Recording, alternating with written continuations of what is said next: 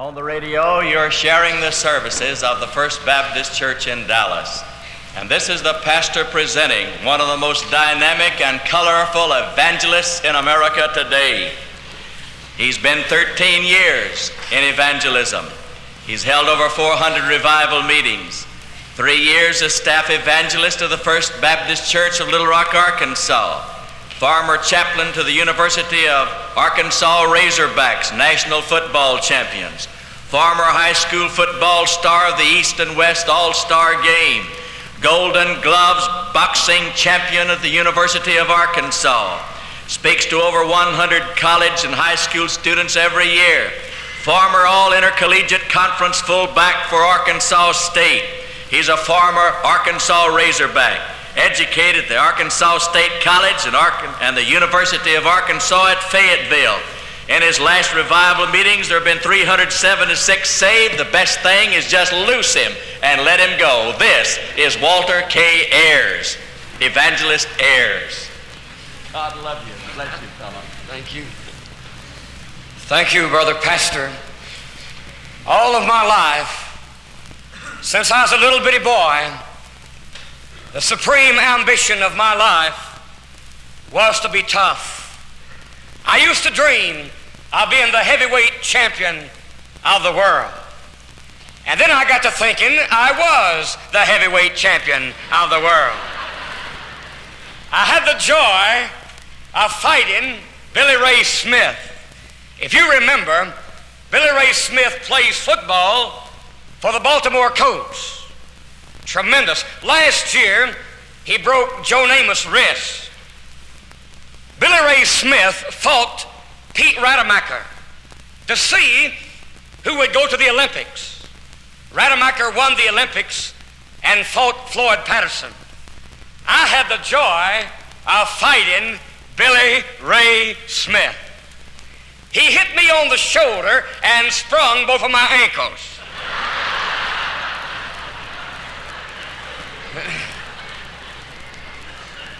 I feel like I came up from nothing and brought it with me sometimes, you see. I must say tonight, in giving my testimony, that I am what I am only by the grace of God. For by grace I was saved through faith, and that not of myself. It was a gift of God, not of works, lest I should boast. I guess every story has got to have a beginning. I was born in a little sleepy town by the name of DeWitt, Arkansas. My town was so small, we couldn't have a town idiot. We had to take turns, you know. I don't recall too much about those early days. I know my family never went to church, never. We never read the Bible. We never prayed. And not one member of my family knew the Lord Jesus as personal Savior. When I was 10 years old, I understood for the first time that my home was not built upon the rock, but upon the sand. And without anybody teaching me, I can remember going out into the edge of the woods. Maybe it was superstition, but I recall getting on my knees and praying that my mother and my daddy would stay together. Before I was 11 years old, they had a violent fight. My daddy went one way, my mother went the other. I can remember as if it were yesterday. My daddy called me to a car and said, "Son, I'm going to haul out of here, and I'll never come back again." And I said to him, "You've left before, and you always come back, and you'll come back even tonight." I know a boy doesn't like to admit this, but as my daddy turned the corner, through my tears, I was still calling after him, "You'll come back even tonight." But he never did. The next day, my mother called me to a taxi and said, "Son, I'm very afraid." Her people had agreed that she could come to them and bring my little sister. And my mother told me I'll return, and I knew she would. And I spent 91 days in this little two-room home alone, and sometimes when it would storm, I have prayed to die. But during these days, I became a real good visitor. I would always show up at the neighbor's house just at mealtime, and they would feed me, get word to my mother I was okay. My mother came home soon with determination of raising her son and my little sister. My mother took 2 jobs. She worked 8 hours a day as an aide at the local clinic, and then she worked 8 hours a day with a private patient. My mother worked 16 hours a day, 7 days a week, for 9 years until she had the stroke. She lived, but it left her partially paralyzed. With my mother working 16 hours a day, out of the heart of every day, I was my own boss. I would go to school when I would choose. I would come home as I would choose at night. And during this time, a hate entered my heart for all forms of dedication and commitment. I wish some way I could go back and undo those terrible days. By the time I was 15 years old, I had been expelled from school 4 times and told never, ever to return. I fought in the street like the animal. I stole the cars. I broke into the stores and the homes. I carried the bootleg whiskey and made the drop for the bootlegger, a crime that my daddy had served a year in state prison for. 12 times I stood before a silver-headed judge. I'll never forget the last time I stood before him. I heard that old silver-headed judge say, "Young man, I tried to help you, didn't I? But you fight like the animal. You steal. You've been before me over and over again. And I am at the end of my rope with you. I sentence you to 2 years." I stood there with a smirk on my face. I knew I was gone. My mother, only as a mother could do, started to cry. And I heard my mother take credit for all of my sin. A football coach, a wonderful man who saved my life, he put in a good word for me. And between them, I watched them break the heart of an old judge. He started to cry. A circuit judge shedding tears. And he said, "Young man, I can't send you over there over the tears of your mother. But here's what we're going to do with you. We're going to let you serve your time here or over there. You're very old now. You're almost 19 years old. If you fail to get back into school, if you get expelled one more time, if you talk back to one teacher, you just run one stop sign and we're not going to have a court. There'll be no trial. We're going to put you in a car and take you on." Well, I'm not going to lie about it. I left there. I knew I could not stay out 2 weeks, maybe 3. Went back to school. And the principal and the superintendent said, "You've been expelled a long time now. And the police make you go to school. And you've always wanted to be a special student. So we're going to let you be a special student. You don't have to own any books. You don't have to answer the roll. You don't have to get your lessons. You just sit in the class and keep your mouth shut." So that's what I did. I was almost 19 in the 8th grade. Some of them thought I was a teacher, you know. Hey, you know that? Hey. But that football coach, a strong man, he's won more football games than any high school coach in the history of my state. He just kept dogging me. He said, lift up your head and be somebody. You don't have to walk around with low head down shame. You could be somebody. And he kept talking to me about be a champion. Be a champion. Give everything you've got. Be tough. Go all the way. And I thought in my heart one night, why, today is just like yesterday, and tomorrow will be just like today, and I have nothing to live for. And I decided in my heart, I don't care how old I am. I don't care what grade I'm in. Tomorrow, for the first time in my life, I'm going back to school, and I'm going to get my lessons. I'm going to answer the roll, and I'm going to try to make some friends and be like the other students. I didn't carry one of my books. I carried all of them. I filed into that classroom and took my seat, and as usual, the teacher called the roll. When she called my name, I said present, like to scared the whole bunch to death. You know that? And you know what? The strangest thing happened in my life.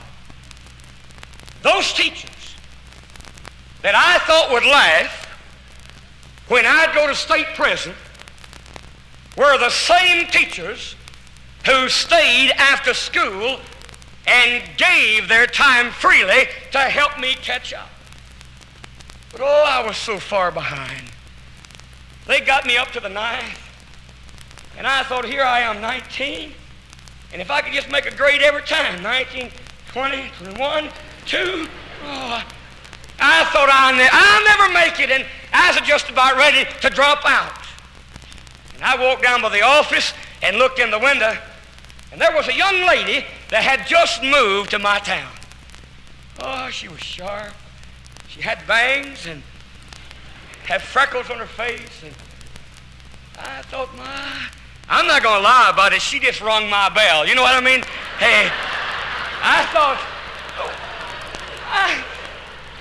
wouldn't it be something if that girl like me, everybody else my age, they had a girl. Of course, everybody my age was graduating from high school, you know, and there I was, hung down there. But I walked in there and I asked her for a date. I tried to impress her. I told her all about my honors, and she didn't know it, but the closest that Walter Ayers had ever been to honor was when I said, yes, Your Honor, and no, Your Honor, you know. Well, I asked her for a date. I thought she was going to say no, but she said yes. Like to scared me to death. I tell you, I was as shook as a piano at a Church of Christ convention, and that shook, you know that? Hey, you know, hey,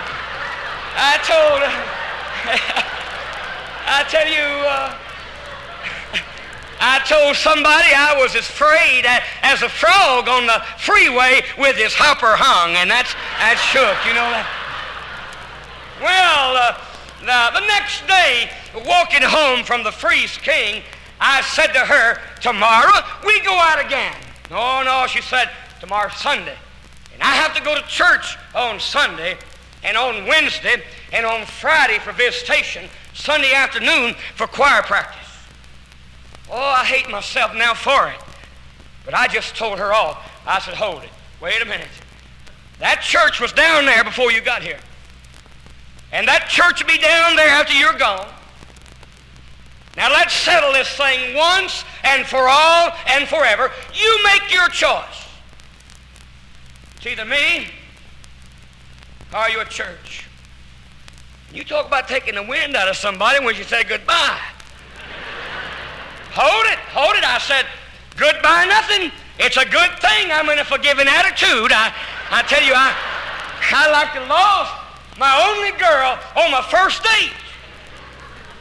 I did the best I knew how for a year to talk that girl out of going to church, and I couldn't do it. I want to be with her. So I decided my buddies won't be there to call me sissy. I can stand anything for an hour. I went down with her. I met her pastor right off. He pastors out here edge of town, Dickson Rial.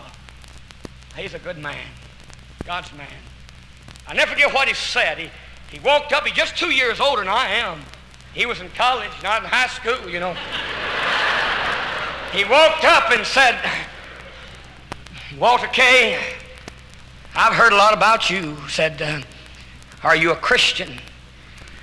I turned red in the face and I looked down and I said, preacher, I don't talk to you about that sissy stuff. I'm a football player. I talk to you about football. All right, he said.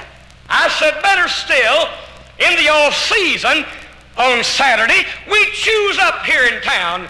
We have a little game. It gets kind of tough. Why don't you come down some Saturday and play with us? He said, I'll be down there next Saturday. I thought if you do, I'm not going to break one of your legs. I'm going to break both of them for embarrassing me in front of my girl. You could have never made me believe that preacher would show up, but he did. I chose some fellas, and he chose some fellas.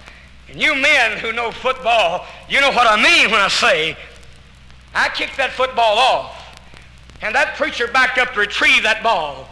And fellas, I was running wide open and got him zeroed in and left the ground for contact.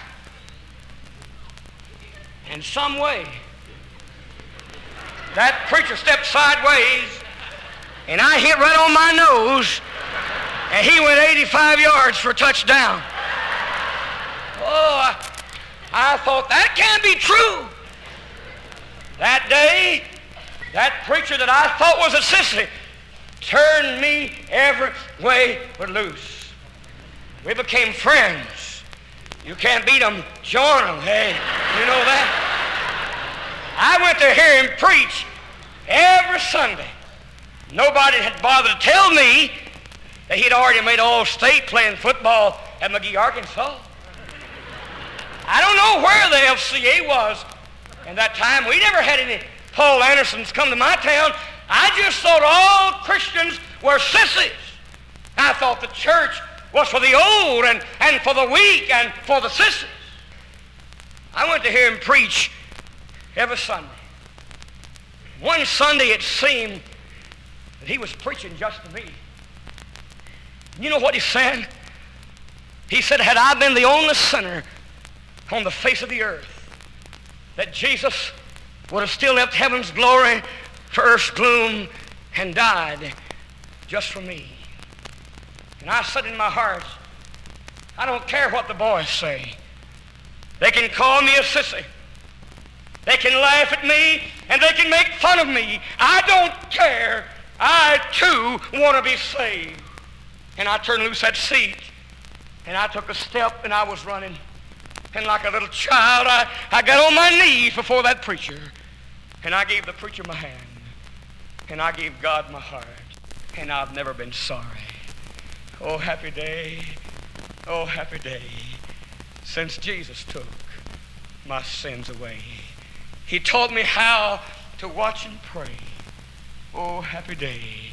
Since Jesus took my sins away. I'd love to tell you what I think of Jesus. Since in him I found a friend so strong and true. I could tell you how he's changed my life completely.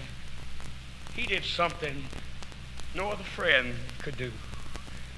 But if I had 1,000 lives, and every life 1,000 heads, and every head 1,000 tongues, and every tongue 1,000 ears, I could never share with you how good God has been to me. Helped me finish high school in 3 years. When I got through from high school, just like that coach said, they had that football scholarship to the University of Arkansas. They paid everything. Free meals. I lived in a mansion up there with those boys. Had a tutor for every class. God knows I needed one, you know that. I tell you know that young lady? That young lady? God gave her to me to be my wife. To our love, he's given us a little boy, named him after that preacher and that coach. A little girl named Angel. A little girl named Melody. I got married in high school. I don't recommend that your children get married in high school. I was 40-something years old, you know. That's old man, you know. I went to university, and they said to me, you're always giving testimony. Go down to the First Baptist Church. They have the famous Evangelist Angel Martinez. I went down to hear him. I weighed 212 pounds. I had never worn a tie in my life. I'm still not sold on them. I don't like them. I have brothers who have never worn a tie. I went to church, a pair of Levi's, little half-white tennis shoes, and a T-shirt, and they shave your hair as a freshman at the university as an initiation. I walked in that church and looked up on the platform, and there stood Angel Martinez. He had on a pink suit. Everybody told me he made good grades in college and seminary, and I thought, well, he might be good on memorizing, but when God handed out the brains what to wear, he must have been behind the door somewhere, you know. But you know what? I wish I could put it in a better fashion. But as Angel Martinez preached, I felt the tug on my heart, an impression that I was to preach. Oh, I said, I can't preach. I stutter and I stammer and I talk too fast and nobody can understand me. But he said, whatever God calls you to do, he's going to help you. And so I thought I was going to be a coach. I trained 5 years and 2 summers to be a coach. But I turned loose that seat and I walked down the aisle in that First Baptist Church, Fayetteville, Arkansas. The pastor, Dr. Hall, was dealing with somebody, and I walked up to the platform, T-shirt, 212 pounds, Levi's and tennis shoes, and I stuck out my hand to Mr. Martinez, and I said, Mr. Martinez, the Lord has called me to preach too. I'll never forget what he said. He looked at me and he said, always look sharp.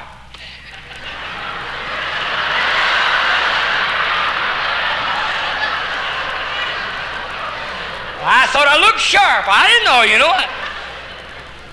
Well, soon school was out, and I went home, and I thought I made a mistake. And friends said, yes, you made a mistake. God has called you to be faithful. But you know, I couldn't keep from preaching. I'd hem somebody up, one person, tell him all I knew. Didn't take long, but I did the best I knew how. In the summertime, to make money, I would buy fish from the fishermen on the river and go from football fan to football fan selling the fish. I had an old stripped-down car with a Coke box bolted on the back of it. I put the fish in the box, and I'd go around selling fish. Now, this old car didn't have a top, didn't have any doors, no windows, no fenders, no windshield, just me and the motor, that's all. I had an old boy that helped me sell fish. His name was David Burks, had real big eyes. He was real short. And I said to him, David, did you know the Lord has called me to preach? Yes, he said, what else is new? No. I said, David, I tell you the truth, God has called me to preach, and every preacher has got to have a singer. Angel Martinez had a great singer. Billy Graham has got a great singer. And David, you are going to be my singer. He belonged to the Lutheran church. Brother, his eyes really got big. I always love the gestures that preachers use. You ever notice some will make a point like this and some close their eyes? I like them all. David and I, my pastor came over the seminary at Fort Worth, and my church didn't have a pastor, and they wouldn't let me preach. But I'd come to the empty church in the morning. I made old David get a song down, first, last verse, and I would stand up behind the sacred desk, nobody there, just me and David, and I'd preach, I'd close my eyes, I'd wave my arms, and I'd watch that clock, and friend, I could make the hand go all the way around every time. Well, I didn't know how to get a place to preach. I'd been turned down all over the county. But I knew the First Baptist Church, Gillette, Arkansas, didn't have a pastor. 10 minutes away, one of my customers, Mrs. Swain, she was over WMS in that church, and so I called her up and I said, Miss Swain, the Lord has called me to preach, and I have my own singer. I know y'all don't have a preacher. It's getting late in the week. It's Tuesday, and don't y'all worry about a thing. I'm going to come down Sunday and take the service. She asked me to repeat it, and I did. And she said, well, son, the men, the deacons take care of that. And they got a man coming from the Baptist headquarters. Oh, I said, you don't mean to tell me you got a man driving 100 miles one way, and I got a good sermon David said best he ever heard. Let me come down and preach. And she said, son, sometimes. Well, I thanked her best I knew how and hung up the phone and said, Dave, we're washed up. That's it. Going to try to forget it again. The next day was Wednesday. Business meeting in the First Church, DeWitt. And strangely, that deacon had to stand and announce that the man from the headquarters had to cancel. And when he did, this wonderful lady jumped to her feet and told of my request. After about a 30-minute debate, they finally agreed I could come and preach. I didn't have a phone in my home, and so they told Miss Swain to get word to me to pick up David, come on down and preach. Well, her nephew worked on the police force. She called the policeman and told him, come out and tell me, pick up David, come on down to preach. Well, I'm sitting in my front room minding my own business. And the big police car pulled up and stopped. He opened the front door and I went out the back door. I tell you, I thought they were after me again. Well, when they got word to me I was supposed to preach, I found David. I said, David, my coach was never half prepared. Not one of them. Coach Brawls, Coach Cook, not one of them. My preacher was never half prepared. We got to plan and we got to practice and we got to work. And we went to that church in the morning, went to the church at noon, and went to church at night.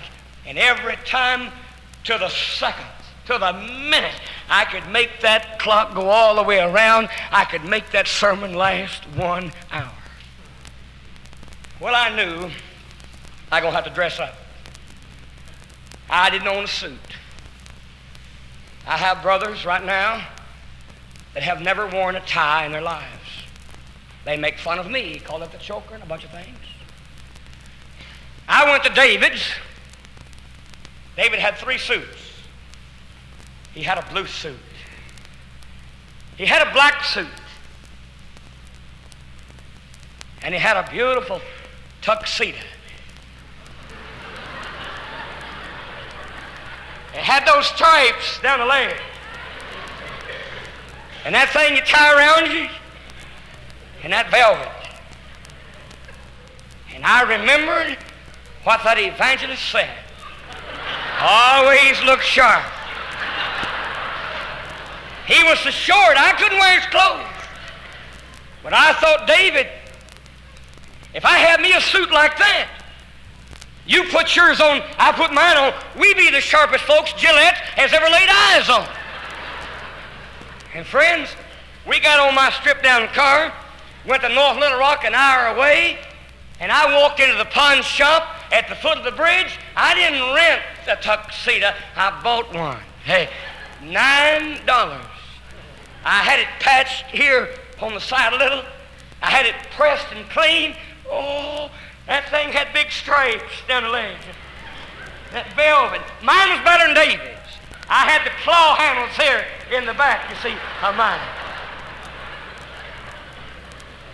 A lot of times people at this point, they say, well, he's just jesting. Oh, I wish I were just jesting. You have a preacher in your church, Bill Shaw. He remembers every bit of it. I didn't wear that suit one time. I wore that tuxedo 1 year.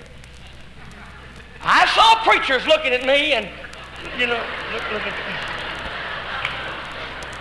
thought they were jealous of my suit. I didn't know, you know. I put my tuxedo on, and David put his tuxedo on, and we got on my strip down and went down to preach. Somebody said later, looked like Heckle and Jekyll had come to town, you know. Hey, you know that?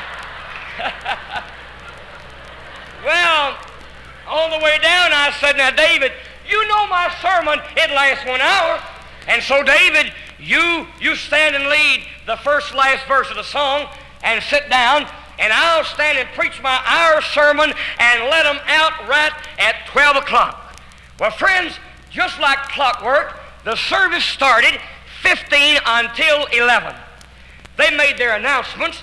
They gave the Sunday school report.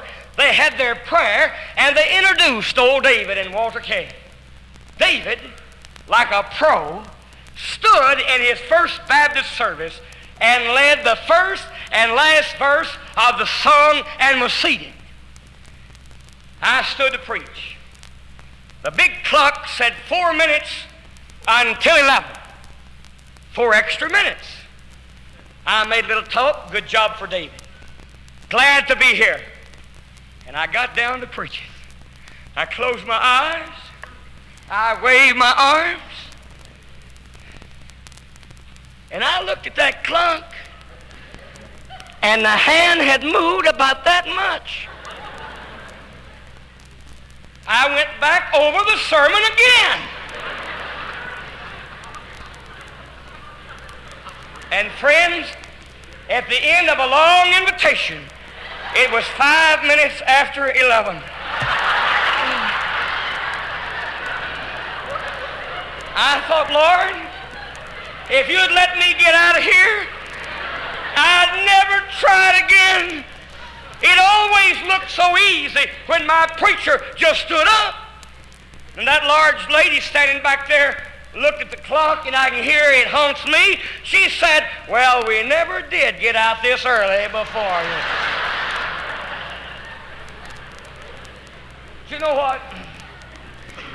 Those deacons, they came down the aisle and put their arms around me and said, now, son, don't let this defeat you.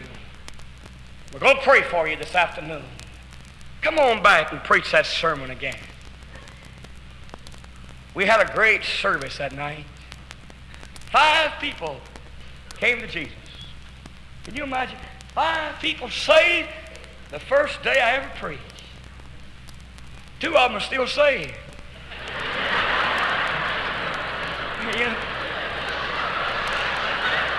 You know, I guess I won the other 3. I don't, I believe every Baptist ought to be saved at least one time, don't you? I want to be a coach. I trained to be a coach. But you know, if the Lord would speak to my heart tonight and say, Walter Kay, when you were very young, you wanted to coach like your coach. But I have called you to preach, and now because you have preached, I multiply your life to 1,000 lives. Go on and preach this life away from me. And then you'll be a football coach 1,000 times over with my blessing. If I know my heart, I would not hesitate a moment to say, Lord, if thou wilt, let me preach Christ and him crucified with the remaining 1,000 lives. I had walked life's way with an easy tread, had followed where comforts and pleasures led, until one day in a quiet place, I met my master face to face. I met him and knew him and blushed to see that his eyes full of sorrow were fixed on me. I faltered and fell at his feet that day. My castles melted and vanished away. My thought is now for the souls of men. I've lost my life to find it again. Ever since one day in a quiet place, I met my master face to face. Have you met him? Have you given your heart to him? You say, preacher, I want something real. You can have it. Believe on the Lord Jesus Christ, and thou shalt be saved. Him that cometh to me, I will in no wise cast out. For whosoever shall call upon the name of the Lord shall be saved. If you will take one step to Jesus, Jesus will take 2 steps to you. If you're here tonight without him, why not bow your head and say, Lord, I will. That's all the equipment you need. I will, Lord. Come into my heart, Lord, and save me, Lord. Remember me, Lord. I'll live for you. I'll never be ashamed of you. And if necessary, I'll die for you. Will you do that? I believe you will. Would you stand quietly and reverently, everyone, everywhere? The choir's going to lead us. Our wonderful pastor, God's man, Dr. Crystal, will stand right here at the front. He's going to meet you and greet you. You ought to move your membership. No, if you ought to move your life into this church, they'll get you a letter. You come tonight. Somebody, you. You come for baptism, to trust Jesus, to move a letter, to turn the old page and start a new chapter in your life. Come. As the choir sings, you come.